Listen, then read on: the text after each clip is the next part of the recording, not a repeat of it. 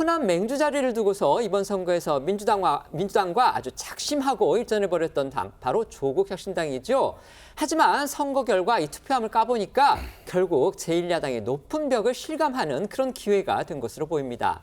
4월 총선 때만 해도 조국혁신당 호남에서 이 비례정당 바람을 일으켰다, 이런 평가가 많았습니다. 하지만 이번 전남 영광군수 선거에서는요, 패배한 것은 물론이고 심지어 진보당한테까지도 밀렸습니다. 네, 말씀하신 대로 조국혁신당이 내심 당선까지 기대했던 영광군수 재선거에서 민주당은 물론 진보당에까지 밀려 3위로 주저앉았고, 곡성군수 재선거에서도 과반 이상 득표율을 보인 민주당 조상래 당선인에 밀려 2위에 머물렀습니다.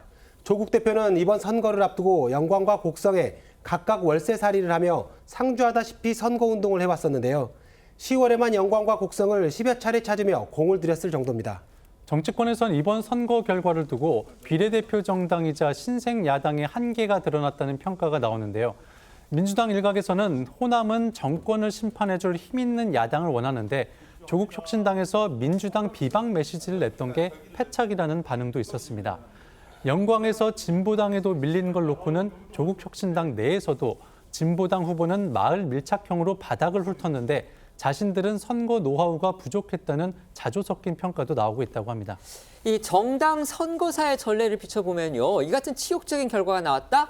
그러면 당연히 이 당대표의 리더십이 위기를 겪을 수밖에 없습니다. 자, 그렇다면 조국 대표의 지금 상황은 어떤지 소개해 주시죠. 조국 혁신당은 지난 총선에서 지역구 당선자가 없었잖아요. 때문에 조 대표가 이 비례대표 당선자밖에 없는 이 한계를 벗어나기 위해서 처음으로 이 지역구 후보를 내고 또 월세 한 달 살이까지 하면서 선거 운동에 올인을 했지만 이 당의 확장성에 타격을 입었다, 이런 평가가 나올 수밖에 없습니다.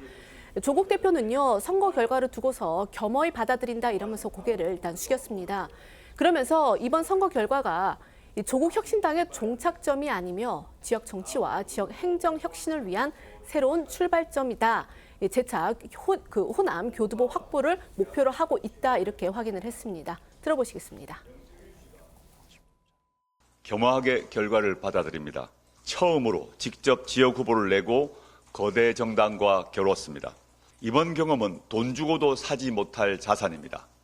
첫 술에 배 부르겠습니까?